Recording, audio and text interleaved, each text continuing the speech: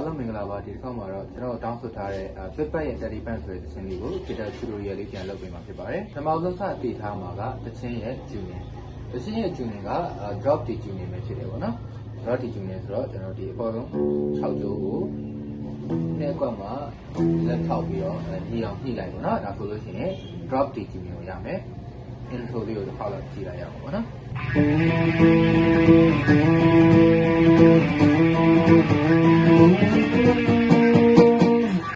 ရဲ့အဲ့ဒီ intro အပိုင်းကိုကျွန်တော်ရင်ရှင်းပြပါမယ်အကျယ်တဝင်းတော့အရင်ရှင်းတော့ဘောနော်အချိန်အရင်ကြာသွားမှာဆိုလို့သူက9ကြိုး9ကွက်လက်ညှိုးထောက်ထားမယ်3ကြိုး9ကွက်လက်တန်းထောက်ထားမယ်ကျန်တဲ့အကျိုးတွေအကုန်လုံးမြစ်ပေါ့နော်အဲ့တော့ကိုဒီလို့ရှိရင်အကောင်မဲ့တန်းထားတယ်ပေါ့နော်ထောက်ထားရင်2ကြိုးပဲတန်းထားတယ်ဆိုတော့ဘယ်လိုဒီမလဲဆိုတော့ဒီကနေပြီးတော့တစ်ခွက်ကျော်ကိုဆဲသွားရဲပြန်ကြမယ်နော်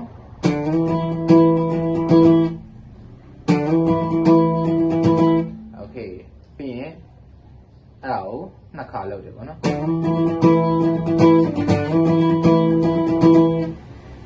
ပြီးတော့လို့ရှိရင်နောက်ထပ်တစ်ဝက်ပဲပေါ့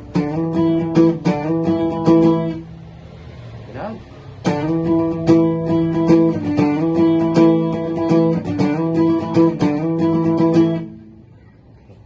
တစ်ချက်ပေါ့နော်အဲ့တစ်ချက်ကိုပြန်ပြီးတော့တီးပြပါမယ်အနေတီးပြမယ်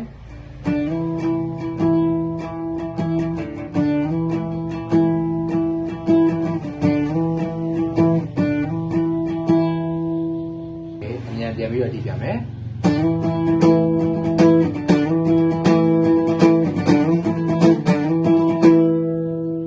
နောက်ဆုံးပိုင်းက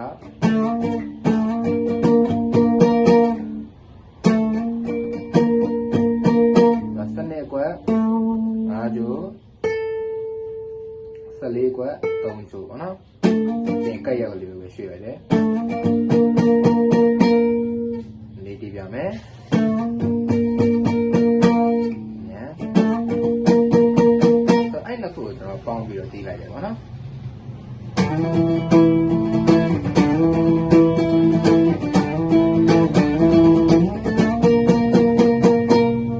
အဲ့လေးကိုတစ်ချင်းနဲ့အတိုင်းတိုင်မင်မှန်လေးချင်းဖွင့်ပြီးတော့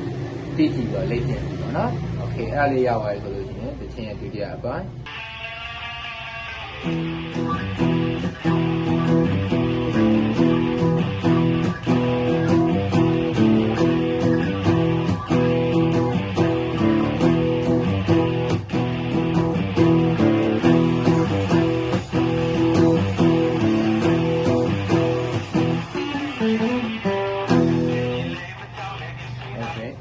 တချင်းရဲ့ intro ဒုတိယအပိုင်းအဲ့လိုမျိုးတွေသွားရပါတော့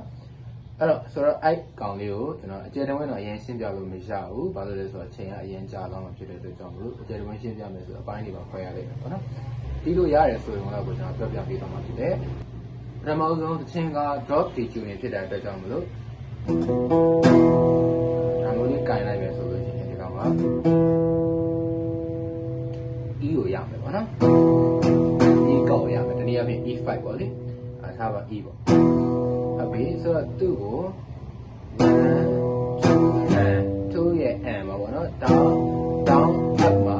6ကြိုး5ကွက်ပေါ့နော်လက်တန်းသွားထည့်တယ် down up ပြင် down မှာပြန်လွတ်တယ် down up down 1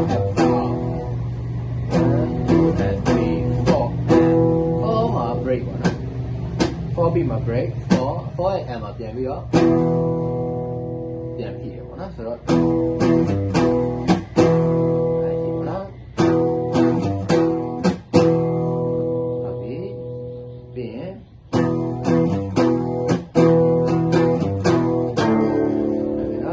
ဘယ်လိုသွားမလဲဆိုတော့နောက်ထပ်က1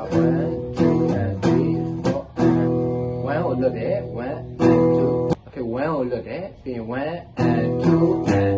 2ရဲ့ and မှာလက်တန်းပြန်ထည့်ပါတော့ဆိုတော့1 2 and 3 4 and 1 and 2 and ပြီးရင်3 4 and 4ရဲ့3မှာDရဲ့4မှာ break 4ရဲ့ and မှာလွတ်တယ်ပေါ့နော်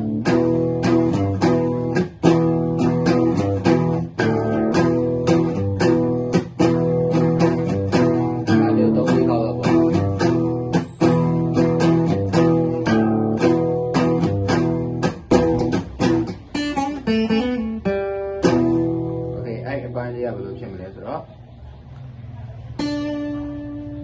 နှစ်ကျိုး3ခွက်ပြီးရင်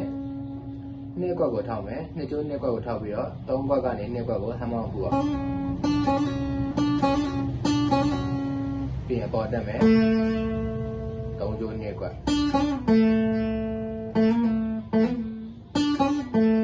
ပြီးရင်3ကျိုးနှစ်ခွက်ကနေ4ခွက်ကိုဟမ်မောင်းပူအောင်ပြီးတော့ရှင်လွတ်မယ်3ကျိုးလွတ်ကျိုး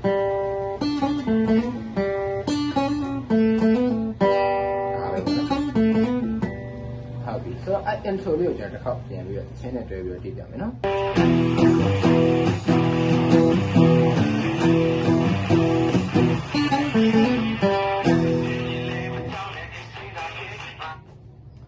ဒါဆိုလို့ရှိရင်တချင်းရဲ့ verse spike တွေကိုကျွန်တော်ရောက်မယ်တချင်း intro ကိုနှစ်ပိုင်းခွဲပြီးတော့လေ့လာပါအဲ့တော့နှစ်ပိုင်းပြီးသွားတာနဲ့တချင်းရဲ့ verse spike တွေကိုကျွန်တော်ရောက်မယ်တချင်းရဲ့ verse spike မှာ3ခုပဲပါတယ်ပေါ့နော် E ပါမယ်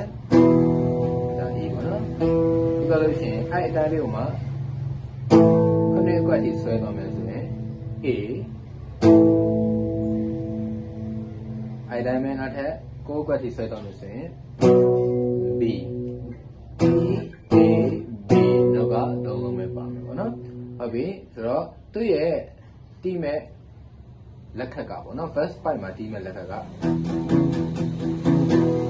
1 and 2 and 3 and 4 and တော့1 and 2မှာတော့ E6 လို့ခေါ်မှာပေါ့လေ6 note လာnoteလေးကိုတော့ထောက်တာပေါ့ဆိုတော့အလွယ်တကူပဲမှတ်ပါမယ်1 and ပြီးတော့ရှင်သူရဲ့တစ်ခွက်ကျော်5ကျိုးကိုလက်တစ်ကျဲနဲ့တော့ထောက်မယ်1 and 2မှာတစ်ချက် and 3 and 4မှာတစ်ချက်ပေါ့နော် and 1 and 2 and 3 and 4 and ဟုတ်ပြီနော်ဒါပဲအဲ့ဒါလေးကိုကျွန်တော်ကဒီဘက် Parmuse နဲ့ပေါင်းပြီးတော့ဒီမယ်ဆိုရင်အဲ့လိုမျိုးလေးဖြစ်မယ်ပေါ့နော်1 and 2 and 3 and 4ဟုတ်ပြီဆိုတော့ပထမဆုံး1 and 2 and 3 and 4 and 1 and 2 and 3 and 4 and 1 and 2 and 3 and 4 and 1 and 2 and 3 and 4 and E နံပါတ် A နံပါတ်ပြီးရင် E နံပါတ် and 2 and 3 and 4 and ပြီးရင် B နံပါတ်ပြန်ကြည့်ရမယ်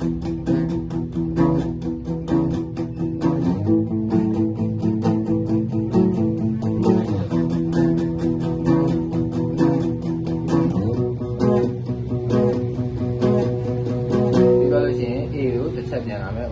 2 3 4 1 2နှစ်ပါးပါနော်ပြီးရင် B 1 2 3 4 1 2 3 4အဲ့ဒါ first spike ပါနော်အဲ့ first spike ကိုဒီပြန်မယ်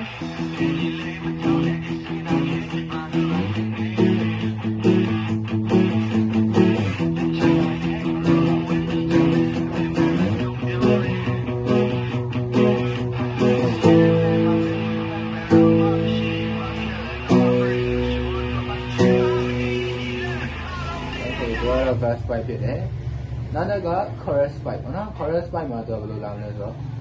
2 and 3 and 4ဒါပဲပေါ့နော်ခုနကလက်ခက်ကိုမှ down up down up down up down ဒီခါတော့6 chord တွေမပါတော့ဘူးပေါ့နော်6 note တွေမပါတော့ဘူး1 and 2 and 3 and 4 and 1 and 2 and 3 and 4နော်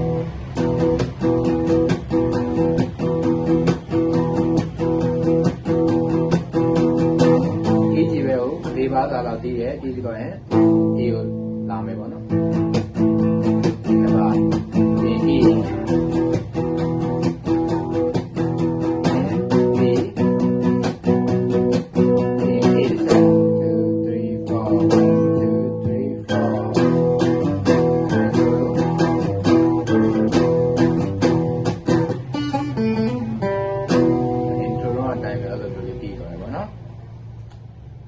ဆိုတော့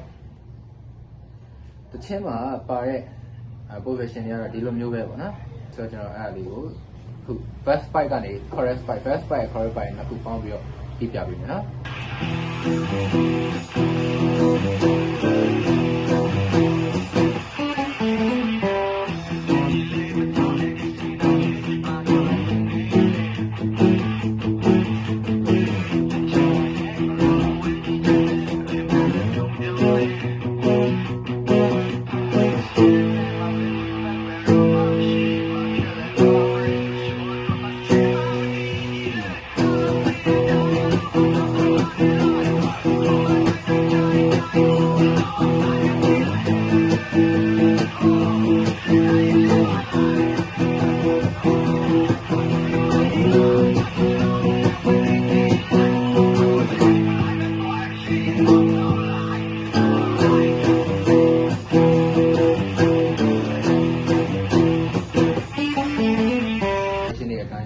verse ဆိုလဲ verse ဘက်အလျက် chorus ဆိုလဲ chorus ဘက်အလျက်အဲ့လိုမျိုးတီးသွားမယ်ပေါ့နော် solo ဘက်မှာတော့ကျွန်တော် chorus ဘက်တန်ကိုပဲတီးမယ်ဆိုတော့ဒါပါပဲတခြင်းကိုနားထောင်ပြီးတော့ကျွန်တော်အခုကြားတဲ့ဟာလေးကအပြည့်အစုံတော့မဟုတ်ဘူးပေါ့လေဆိုတော့လိုအပ်ချက်တွေရှိမှဆိုလို့ရှိရင်လည်းနားလည်ပြီးပါဆိုတော့ဒီလောက်နဲ့ရမယ်လို့ညွှန်လင်းပါတယ်အဆင်ပြေကြပါစေ